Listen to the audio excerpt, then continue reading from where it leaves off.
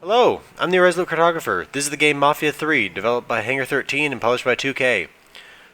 This is a game that came out October 7th of last year. I didn't get around to purchasing it until the Steam Summer Sale this year. I sank about 50 hours into it. You could probably beat it in about half that time or less. I just am noticing the way the rain actually lands some areas and doesn't land under the awnings. I like that. Which, I mean, that's not a huge thing. It's just it's kind of neat the way you can actually see it's having a heavier impact right next to the building, but not exactly on the edge of the building. So it's coming down off the eaves, I guess. Uh, Excuse me. Alright, so this is the main character, Lincoln Clay. He was born here in this city, New Bordeaux. New Bordeaux is the this game world version of New Orleans, just like in Mafia 2, you had Empire City, which is the game world version of New York City. Now, I'm not entirely certain why it is they always do the whole fake name for the whole city thing. Like, it's the same sort of thing with Grand Theft Auto, where they had Liberty City instead of New York City and Los Santos instead of Los Angeles. It could be something in terms of legal ramifications. I don't really know that the city could sue, but I think they might be trying to avoid the possibility that someone does. Along with that, it allows them a little bit more freedom when it comes to actually building the city, where there's no Superdome in this, even though the Superdome was built in New Orleans in 1968. Clay here is half black, so he deals with the racism situation that the city has, given that it's New Orleans in 1968, effectively. So you counter that problem with things like signs on restaurants and bars and gas stations that say "No colored allowed," and then you also have people screaming racist epithets at you and stuff. It's just an interesting situation that you don't really come in contact with in most games. So the game starts when Clay returns from home from Vietnam. He served with the American Special Forces there, went voluntarily, and when he gets home, his entire adopted family ends up getting killed off by the local mafia. That is a impressive amount of rain that tree is keeping off the ground. Anyway, so his adopted family, the Black Mob, is killed off by the local mafia leader, the mafia don Sal Marcano. And Marcano actually attempts to kill Clay as well. You can see that scar there on the side of his head. And so it's the entire mission of the game really is Clay attempting to find Marcano and kill him, along with killing off his entire organization before doing so. The whole idea here is to destroy what it is that destroyed his family. And he knows that if he were to take down Marcano, he'd just be replaced by one of his siblings. So he has to go after the entire organization. Now, the city's broken up into, well, 10 districts, really. You can only actually do takeovers in 9 of those districts. I'll just look at the map real quick. So you start out down here in Delray Hollow, which is the black neighborhood in New Bordeaux. And then you've got Barclay Mills, which is kind of an industrial area. You've got a quarry in here, and you've got a big train yard and an industrial dumping site and stuff like that up there. You got Frisco Fields. It's like a typical American suburb area. Then over here you've got Point Verdun, Tickfaw Harbor, South Downs, and River Road. They're all kind of industrial port areas. Although Point Verdun does have some parks and stuff like that and some housing kind of in this area. Along with that, you've got downtown, the French Ward obviously being like the French Quarter. And then, yeah, again, these are just kind of industrial areas. And then you got Bayou Fantôme, and that's a bayou, just as the name suggests. You can't really capture that territory, but then this over here is Sinclair Parish. That's part of a DLC. Same thing with this DLC right here, and right here. I've not done any of the DLC, but it's there if I ever wanted to come back and do it. I'm not really feeling like I want to play more of this game at this point. I'll just say that right off the bat. You can also see races on the map, like there and there. Same thing in this case. I don't really want to do the races. It's like the same thing for me in Just Cause 2, where when I'm playing a game where it's like open world, sandbox combat and stuff, I'm not really looking to do races in them. And that's just me. You may like doing races like that. It's just not something I enjoy all that much. So I should probably just get out of this rain, which I can do that with calling a car. So when you press in on the middle mouse button, which I am playing this on the PC, you get these different options. You get either your weapons, which I'll just talk about that real quick.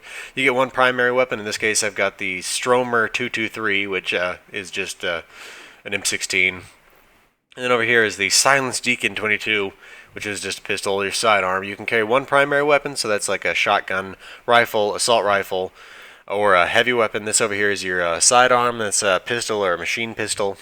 Then you get these different options up here. These three and these three down here, depending on your consigliere, not your consigliere, sorry, your lieutenants and how much money they're making with their rackets.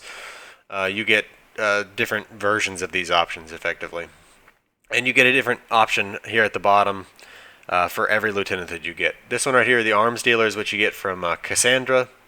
She's the leader of the Haitians. This right here, the consigliere, is from Vito Scaletta. He was the main character in Mafia 2, if you don't remember that or if you never played the game. And then right down here, the vehicle delivery, that comes from a character by the name of Thomas Burke. He was formerly one of Sal's lieutenants until Sal got annoyed with him or something like that. And his son actually died the same night that Clay's family was killed off. Then up here you get these other options. These ones you actually have to pay for with markers. Markers are what you get for helping out your lieutenants and little side missions and stuff like that. These ones down here are free. You can call them anytime you want, and I mean there's a slight time restriction. Like you can call a car in, but you can't call another one in for I don't know how long. But I've done them in pretty rapid succession. I'll call in the arms dealer so you can see how that works. Can you get some supplies over to the French ward? I'll head your way now. So here it comes, and I love the way they did this. Unlike in other open world games, you don't go into shops to buy your guns. Instead, the guns come to you. Let me see what you got. So he's got weapons and upgrades there, equipment like explosives, vehicle modifications, supplies. That's your health kits and your bulletproof vests, and then just basic upgrades for Lincoln. So like weapons, again, shotguns, handguns, automatic weapons, rifles, special weapons, which are things like this right here, a dart gun, I guess, a grenade launcher, actually I think, yeah, and then another grenade launcher and an actual rocket launcher, and then an RPG. And then you can also just refill your ammunition, so I'll just do that, and you can do upgrades for some of your weapons. If you go all the way over here, you can see I got rifle accuracy 3 out of 3, rifle ammo 3 out of 3, rifle stability 3 out of 3, and you can see right here I can't do this rifle reload speed above the 1 out of 3, and I'll show you why. You can see right there it says Race Cassandra's earned to 370,000 to gain this upgrade. So I'll just back out of there.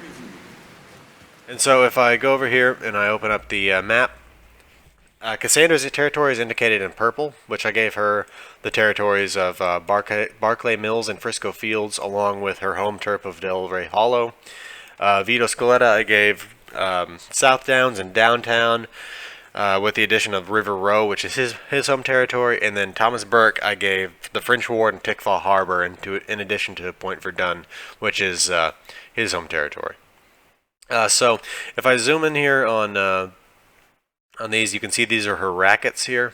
These are Cassandra's rackets in particular. I mean, she's got this nightclub and Emmanuel Lazar in her opening territory, and this is actually the first territory you take from Sal Marcano. Originally, Emmanuel Lazar is the territory he's running used to sell heroin. He's now just selling marijuana. And the Perla's nightclub, I think it might still be. No, I doubt it's still prostitution. Originally that was prostitution, but it was like almost slavery prostitution. They were keeping a bunch of women in there really like just high out of their minds. So once you retake these things, they're taken over by the locals, and the locals run them definitely less harshly for the people involved than Sal Marcano was running them. But you can see right there they earn 60,000 out of 60,000, whereas if I compare that with this one right here, 46,000 out of 60,000, you can see that there's this one's not full in terms of its earn there, and that's from doing these little side missions down here where you go and in the case of Vito stuff, you got to go steal a semi truck full of stolen merchandise, and then drive that up to one of his rackets, and at that point it'll increase the earn to its maximum earn. Same thing with Thomas Burke. You got to steal a truck full of moonshine, or for Cassandra, you have to go out here into the bay and you have to grab a bunch of crates that are airdropped in of marijuana, drive them, and take them by boat back to one of her little warehouses, and then drive them directly up to one of her rackets. Now, they not only do they get the money directly from the rackets, they get them from holding the territory as well. You're able to assign the territory to whoever you want to, although if you leave a lieutenant out in the cold for too long, don't give them enough territory, they will turn against you and fight you, and you actually have to go to war against them. So I decided just to kind of do a round robin sort of thing. I initially got Cassandra this territory, Vito this territory, and Thomas Burke this territory, and as soon as I started taking territory, I handed it out one by one. Downtown to Vito, Barclay Mills to Cassandra, Tickfaw Harbor over to Thomas Burke, and then, just kept going around again. And doing that, though, if I go in here to the assets, you're actually able to see the three people here, Cassandra, Vito, Thomas Burke. This over here is John Donovan. He's a CIA agent who met Lincoln Clay over in Vietnam and worked with him over there. He's now here helping him take down Sal Marcano. But if I were to click on Cassandra, you can see from this Rackets and Intel, her current earn, is 360,000 with a kickback of 7,200. And that's what she gives me anytime I were to go by and talk to her. She'd give me 7,200 in cash, and that's something that rebuilds over time. And then you can see right here, based on her earn, what I get from her. And so you can see I got most of them. These last two I don't have, and that's just, and I'll never get it up there because I gave some of those territories to other folks. And she's also got these other little, actually don't know if that's what that is exactly. I know that on the map you can see that there are these occasional little things like here, like this is an optional mission I could do for Cassandra. This is an optional mission I could do for Vito. I did the optional mission for Burke, and that's why I haven't done these two other optional missions, because the optional mission for Burke is just he's having trouble with the IRA, where the IRA wants 3 cars delivered to them, and so you just drive around the city finding 3 identical vehicles and drive them back one at a time. And I didn't find that to be interesting or entertaining, and I don't think many people would, and I'm fairly certain that's exactly what I'm going to face here. And that's really one of the biggest problems with this game, is that while it's got kind of like a mixed bag of missions, none of the mix is very good, and a lot of the mix is fetch quests. So let me call a car. Just real quick about this consigliere. When you call in the consigliere, they take your cash and they take it back to your safe for you. And that's important because if you don't do that, then when you die, you lose half your cash. That's Vito's power there. That's Cassandra's. And then this right here is Thomas Burke's.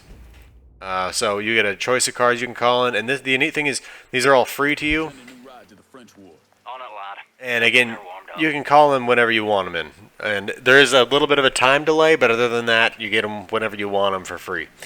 And then so, let's see, you've also got these other ones like the operator, which cuts the phone line so they can't call in reinforcements. Phone dispatcher, which pulls all the cops away from the area if they're after you. And then a hit squad, which will, as it obviously tells you right there, it'll send in some Italian mobsters to assist you in your fight. Alright, so here we go. And again, any vehicle that you get from Thomas Burke's service can be upgraded, which is what I did to this car. Okay, so you can, sorry about that. If you look at the bottom right, you can see the minimap. You can see the blue there. Those are police vehicles. If you see the green, those are actual allies. Except for those green marks there on the right, those are health kits. And that's that leads me to one of the little problems I have with this game. It'll take a little bit of extra background, so let me just open up the map real quick. Okay, so toggling wiretaps. You can see all these little zones here. They're about well, it depends on the area, but downtown, for example, has 10 of them. And effectively what this is you go into these little areas and you find these telephone boxes and you tap them with these 3 little circuits that you find. And once you've tapped them with the 3 circuits, it opens up the area. Well, it doesn't open it up, but it lets you know what's in there, what collectibles are there, what shops are there, like this liquor store, this thrift store, this grocery store. And it'll also just show you some of the lower level enemy stuff that's going on in the area, and you'll be able to actually see all the enemies in the area and be able to see them through walls and stuff like that. Now, this is a major bone of contention for me with the game, because first of all, 10 of them in just downtown's district here, and you can see how many there are in the overall game, even down here in the bayou. Even though you can't take this territory, there's still phone boxes out there. I haven't taken these 3 in Sinclair Parish again because it's DLC content. I haven't done any of that yet. But the fact that you have to do this, and let's say it's 6 to 10 times per district, 10 districts where you're able to do this. It's way too many of these boxes, and along with that, you have to use 3 of these little circuits to tap them each time. And you can see down here, I've got 273. That's because I've managed to pick up every single tapping circuit in the entire game, and I have 273 left over, which it's my own damn fault for going after these things when I didn't need all of them, because that's really boring gameplay, and it's not like I had to do it, but I am kind of a completionist when it comes to a lot of this stuff, especially when it comes to collecting collectibles, and it's really boring gameplay that doesn't get you anywhere, and it was completely unnecessary for them to include it in the first place, because you have a black market van, and you actually control, if you look right here, a black market racket down here on South Downs. And so the reason they give you for not being able to typically buy those circuits to use them to tap the phones, let's even just say that you still have to tap the phones, but you can buy the circuits. That would have been better, but they make it so you can't buy them because they're on an FBI watch list. Well, you control black markets. So, and the fact that they're so common that I have 273 left over, even after having tapped all, I don't know what it is, 60, 70 of them, tells me that they're not that uncommon, and I'm pretty sure the black market could sell them. And it's a waste of time to have to collect those, especially given that when you look in here, there are a lot of actually good collectibles. You got actual 1960s Playboys, including pictures and articles. You got Max Vargas pinup paintings. You got album covers from the 60s, hot rod magazines, communist propaganda, and religion magazines. All these things are interesting to look at, and they're actually good collectibles. So I don't understand why they felt the need to include these little collectibles that, at the end of the day, once you got them all, you can't really do anything with all of them. And it just seems like a waste to me, and I don't understand why they included them. But to go back to what I was saying and why it was kind of a problem that the circuits were there in terms of the mini-map, well, when you see first aid kits on the mini-map, you can see it's that kind of nice light green color. Well, the circuits show up as the same color, and so it's not an issue generally because they've got this same logo right there when they show up on the mini-map. But when they end up on higher or lower levels, they end up with the same green circle with an up or down arrow in it. And so it's like you can't really tell when you're walking around what it is you're looking at unless you have tapped the phones in the area and you can look at the mini-map, see exactly what it is that's there. I will say this is the setting, they got it perfect. I mean, this is the French Quarter right here. Along with that, I mean, they just did very well with all the cars. They did perfect with the music, and unfortunately I can't share that with you because of copyright reasons, but this game undoubtedly has the best selection of licensed music of any game I've ever played. There are 3 radio stations, each one playing a slightly different type of music, and they just do really well with it. Along with that, you can hear real-life news stories on them, things about Apollo 7, for example, things about James Earl Ray, the killer of Martin Luther King. You hear about his trial and stuff like that. Along with that, you hear about in-game news stories, like there's a World War II and Korean War vet who ends up shooting a couple of black Vietnam War veterans who came up to his house looking for assistance with their car. So, I mean, it's just, I think they did the radio very well, especially you get into a gunfight with some cops, and it'll actually end up putting it on the radio that there's a gunfight going on in the French War between cops and an unknown assailant and stuff like that. It's very well done. And I do hope that if you have other games where they have cars and radios and all that kind of stuff, that more developers will put that sort of stuff in. Which, I mean, I know that the Grand Theft Auto series has always done well with the in-game radios, especially things like the talk radio and stuff like that. But I've never experienced it where they'll actually have the gunfights being listed on the radio, which I think was a very neat little thing. And it's, I mean, it's just a small thing, but it adds a lot to it. Along with that, I think they did the characters very well. That right there, over there is the in the distance is the Hotel Royale, and or Royal Hotel. I don't remember what it is. Anyway, that's the home of one of Marcano's lieutenants, one of the best characters I think in the game, Tony DeRazio. He's like this OCD accountant guy who does all of Sal's money laundering and bribing and blackmail. He he's a recluse. He only leaves his penthouse at the top of that hotel to physically discipline, as in maim or kill, any of his underperforming subordinates. And when you go up there, when you fight your way up into his penthouse, he actually shoots at you indoors with an RPG, which I've never experienced that in game, other than, you know, doing it myself, shooting an RPG indoors, just because it's so ridiculously dangerous. But along with Tony, I think the other best character in the game was John Donovan. He's just a very entertaining character. The guy is extremely patriotic, hates communism. In fact, the reason you're collecting the communist propaganda is so that you can basically tear it down and bring it back to him. He's, again, like I said before, he's a CIA agent. He served in Vietnam, and he is like constantly smoking, drinking. He's doing calisthenics, and constantly running his wiretaps, listening in on the Marcano crime syndicate.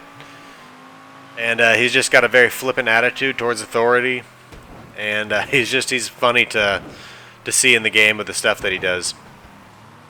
For example, like he's involved in this whole like murderous operation, and at the same time he's constantly getting the magazine Repent, which is like the that was a nice religious magazine. That's a little bit of a sign of the racism right there.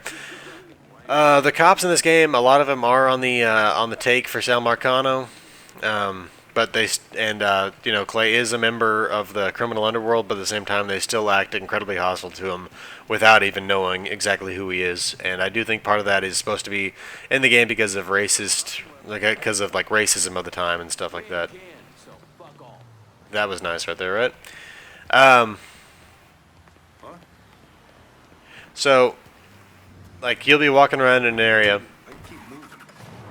the local mafia will start shooting at you, and instead of going after the guys shooting at you, you'll hear the police radio. It's like, suspicious colored male walking in this area, and the cops will come over and start shooting at you alongside the mobsters, which, again, like I said, some of them are on the take, but that's still ridiculous. So, in terms of the good parts of the game, the driving, I like the driving. You can do some drifting and stuff like that at high speed. They also made it so that when it's been raining, the roads are actually slicker, so you have more trouble turning. Oop. Like I said.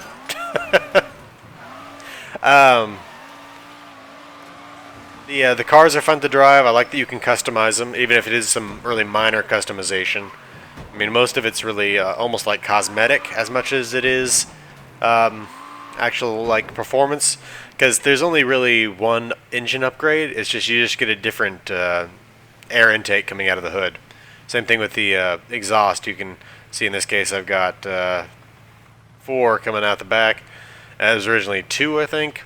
And so it's like you get these minor little upgrades that are mostly just cosmetic, even if they do some performance. And I say they're mostly cosmetic because there's only really one upgrade that you can get for each thing, and it just has a bunch of different looks to it. So, yeah, the driving's nice. I will say, though, that they made this game world bigger than any of the previous ones, I believe is what I saw. And part of the thing with that, though, is that when you do that, you have to make sure it doesn't take forever to get from place to place, which it kind of does. Which, I mean, to a certain extent, it's understandable. You can see the major roadways here, especially this one right here. This is a major highway that runs all the way up to there, where it'll cross over what is the in-game version of Lake Pontchartrain to go over towards the casino, which is right here in the airport. Now you can't really go over there except for one mission, and then you can see that highway pretty much it dead ends into just some small local roads. And then down here in the bayou, you got a lot of water, which obviously you can't drive across. The water's full of alligators as well, which means you can't really swim across it. I mean, you can shoot at the alligators and they'll dive under the water for about 10-15 seconds, but then they'll resurface and then it's a one-hit kill because they'll just grab onto you and thrash you till you're dead, and then you just start over at the local spawn point. And it can take forever to get around on some of these roads. And that part of that is these little missions out here. You got to drive out here. It takes 5-10 minutes to get out to these optional missions. Then you do a little bit of a gunfight and you steal these merchandise trucks, the moonshine truck, or the marijuana boat, and then you got to take it back into the city and drive it to one of these destinations, these rackets. So the whole thing with that is it can take 5-10 minutes to get out there, 5-10 minutes to get back, and in the end you get a slight increase to the kickback from your lieutenant. It's not a very big reward for what feels like almost like New Orleans Truck Simulator 1968,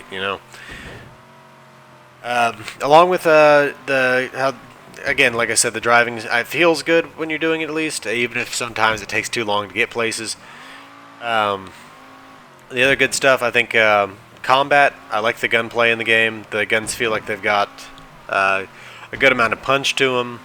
The cover system is, it's competent. It has the same problems that like every cover system has, where it's like you can be running along and like grab onto this wall and you want to go around it and you got to do like something like that, or you can you'll end up like sprinting at something and you'll end up like grabbing that accidentally when you're like trying to get around and do that, and so you'll end up being shot at constantly by guys that are up there on that catwalk. But yeah, you can just get up and shoot. You can do that kind of shooting. Same thing with this. And there are differences based on if you're shooting silenced or non-silenced weapons. You'll either be found or not. I mean, there's a minor level of stealth in the game, but it evaporates pretty quickly. So in terms of other good stuff in the game, like I said before, the setting, the music, the characters I think are very good. But, I mean, they're kind of offset by there being almost an equal amount of bad in terms of just really repetitive missions, a lot of fetch missions. There's no real side story to it. I mean, at the end of the day, everything is directly related to the main mission. And let me give you just a quick word about the way the main mission works. So, like I was saying before, here, let me get rid of the toggle wiretap. So you start out in Delray Hollow, and you eventually take that away from Sal Marcano, and you hand it over to Cassandra. But the same gameplay in there is the same gameplay you encounter in all of the other 8 of 9 districts. And so what that is John Donovan, the CIA agent, will give you the basic intel on the area. And so then you go and you talk to a couple of the locals who are anti-Sal Marcano, and they'll tell you about the local rackets there. Like Delray Hollow was prostitution and heroin.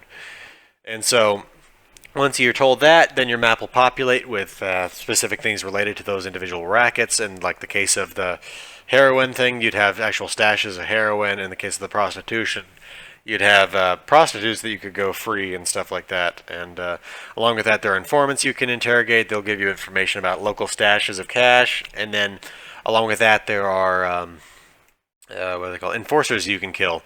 And so once you've done that, okay, and there are also cars on the road that you either destroy or you tail and destroy. So I mean, they're really the same gameplay with that. The tailing doesn't really add much to it.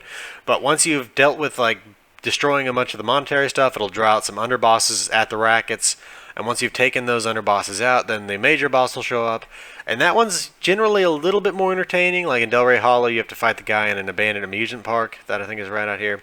In downtown, again, it was up in the penthouse of the Royal Hotel. Which I think is right there. Anyway, but you do that in Delray Hollow, and then you rinse and repeat 8 times again throughout the rest of the game. And it's always the same little combat animation where you get the guy on his knees, you hold a knife to his throat, and you offer him the opportunity to join your group or not. I mean, there are some groups that are more egregious than others. This guy up here who runs this one, you would kill him right off the bat. I'm not going to say why, because it actually is a entertaining part of the game to see why exactly that's the case. Um, so, yeah, I mean, it's all very repetitive gameplay. And all of it is directly tied into the main story. So, like I was saying, not really any sort of side mission there. Again, in the telephone boxes, way too many of those, like I said before. And the whole having to get the tapping circuits takes forever. It's not entertaining, and you can't do anything with all the extras you get if you are the person like me who stupidly collects them all. So, at the end of the day, do I recommend that you get it? Well, if you're really big into open world games, I'd say that this is probably a game for you. It does have a lot of very open worldy stuff in it.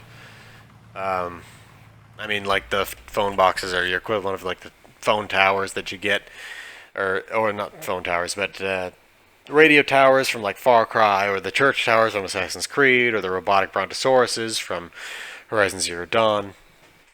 Along with that, if you like games that have good settings set in the late 1960s, then this is probably a good game for you.